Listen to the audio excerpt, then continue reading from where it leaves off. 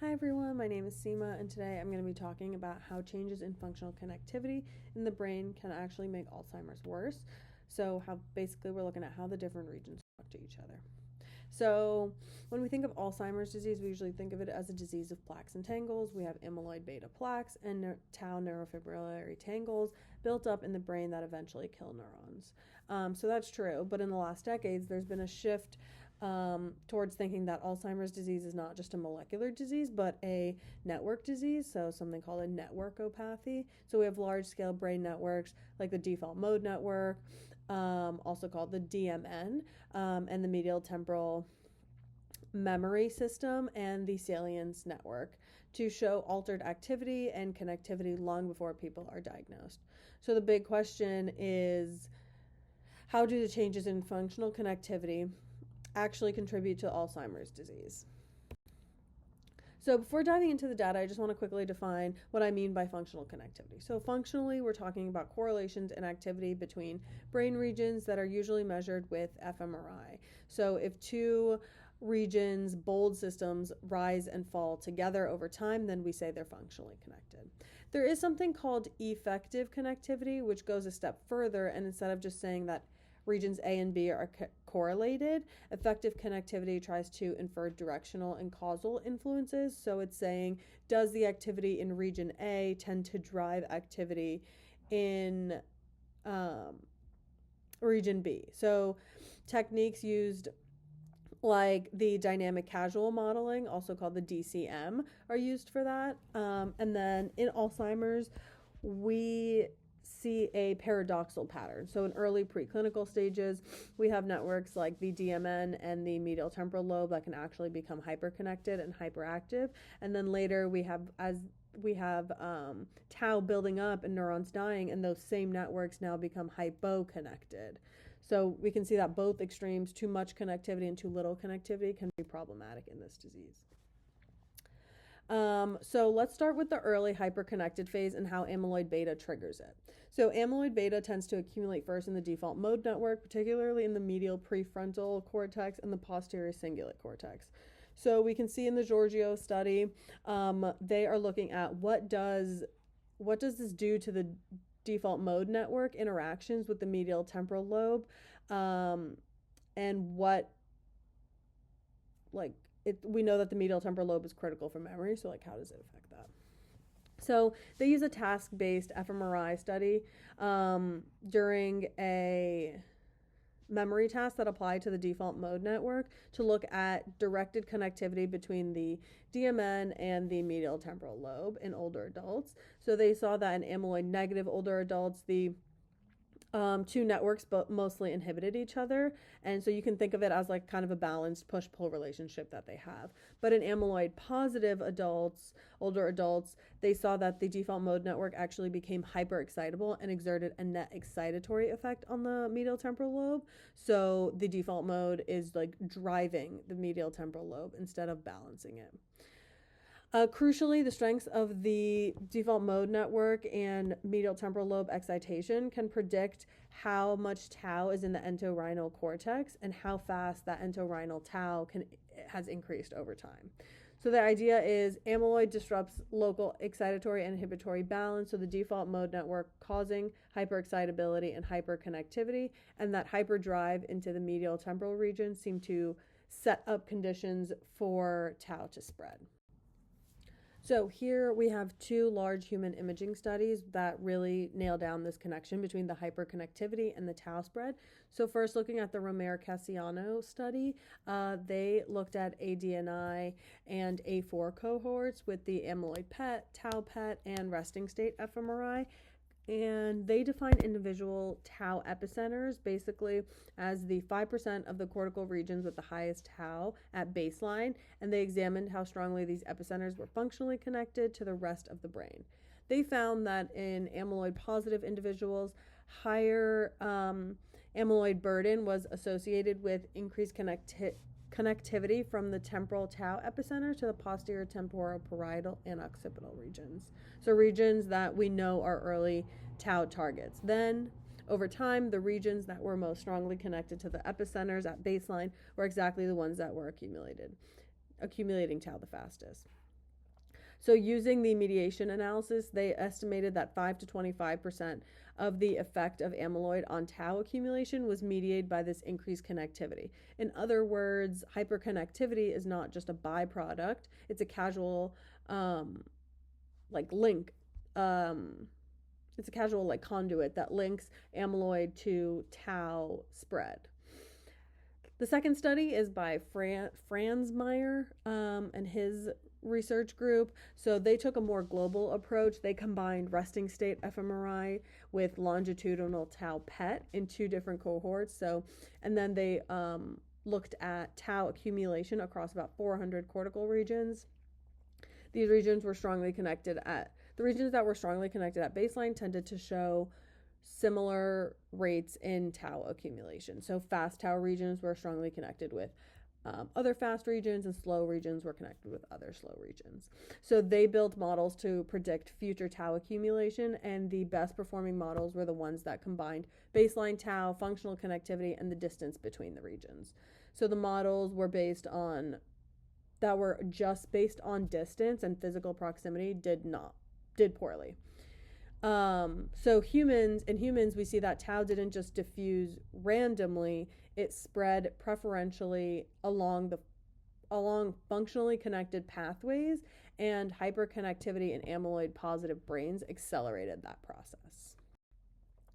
So, of course, we saw just then that the human imaging had a correlation. So now we're going to be looking at the animal models and to see if there is a role of that hyperactivity. So Barber and his group did a study with 5X trap mice crossing a seizure-activated neuronal labeling with the 5X FAD amyloid model, and they injected Alzheimer's disease-derived tau into the dorsal hippocampus and induced repeated seizures.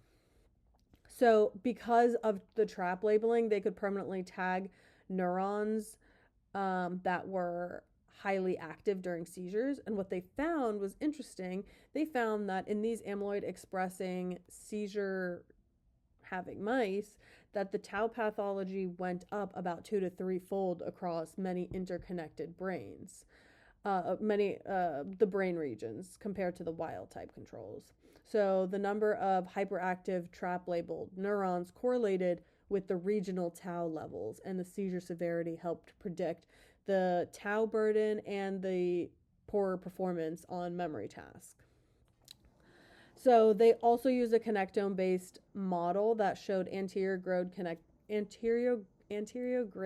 connectivity combined with regional activity that best explained the pattern of tau spread. So in mice, when you crank up the neural activity and the network hyperexcitability in the amyloid-rich context, tau spreads faster and further, and you also see cognition suffering. So it was a very similar phenomenon to what was seen in humans.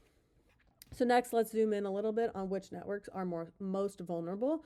So the default mode network and the medial temporal lobe axis is a central part of this. We've seen through Giorgio's study that the amyloid positive older adults had a flip from inhibitory to excitatory within these interactions, and that helped predicted the entorhinal tau. In the Hugebers, I hope I'm saying that right, study, they looked at hippocampal activity during a face encoding task in about 120 cognitive normal adults.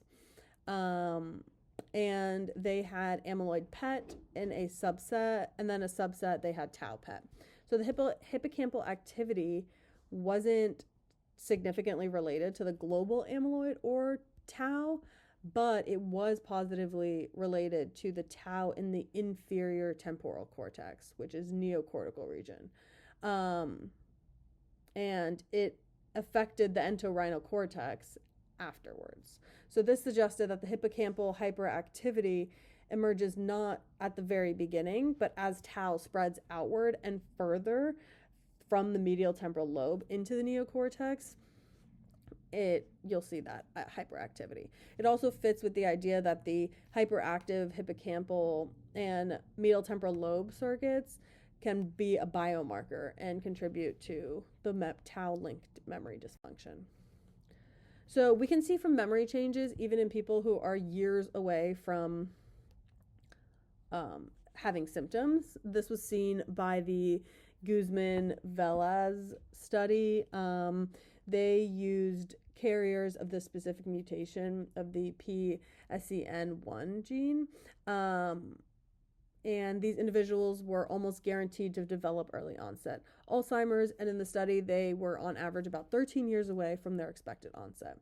They used a voxel level graph theory to look at the network segregation and integration, and they related that to amyloid and tau.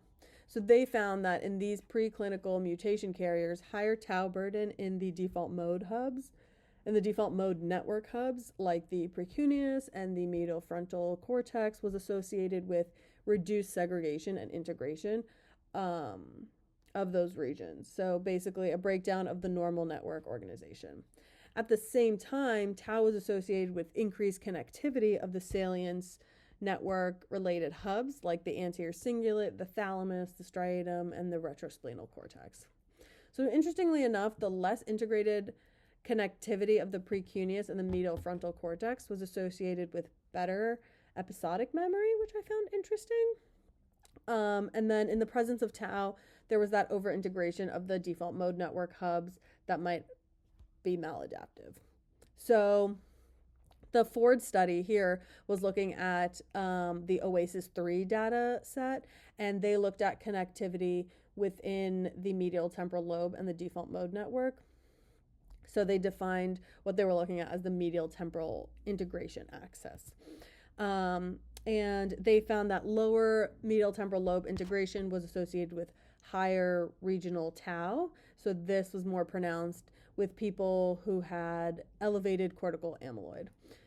So basically across these at-risk cohorts, we see that both excessive integration of the default mode network hubs and the loss of the medial temporal lobe interaction are linked to tau pathology and to memory function.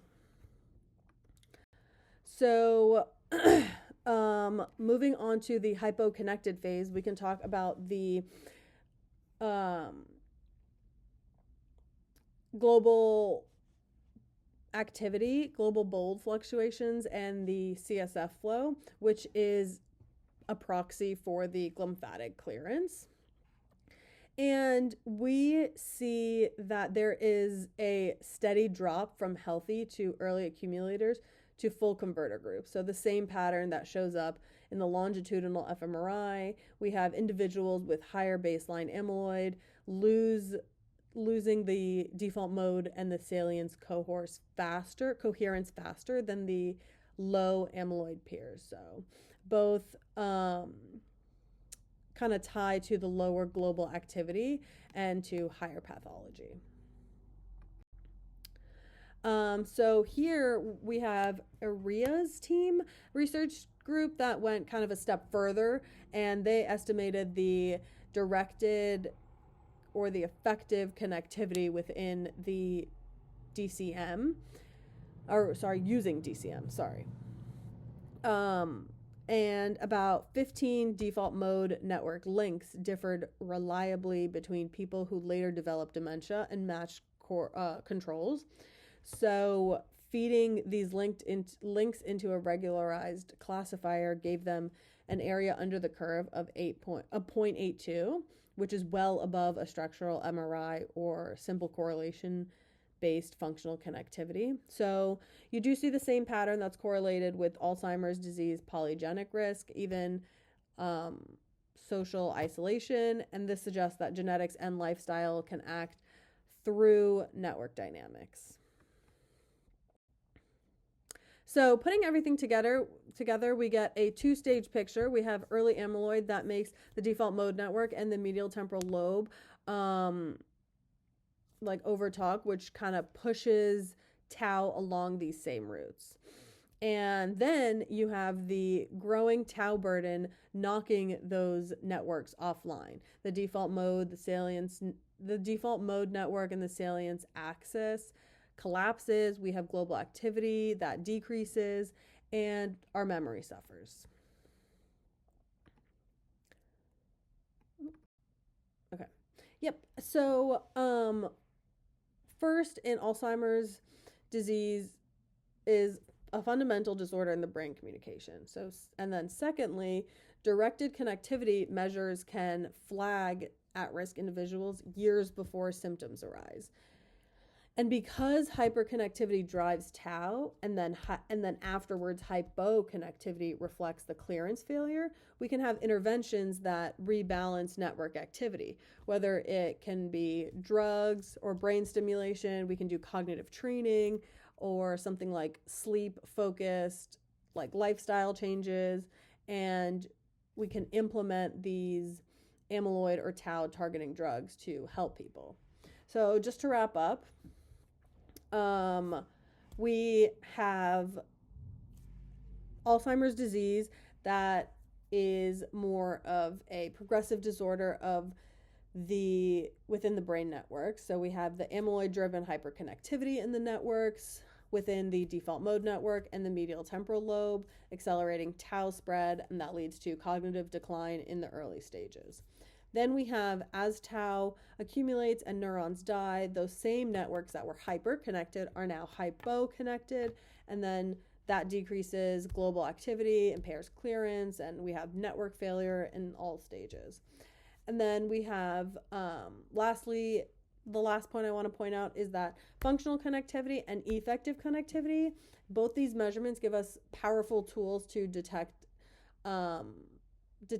and model these processes, which can be used as therapeutic strategies to focus on helping patients through this process. Thanks for listening.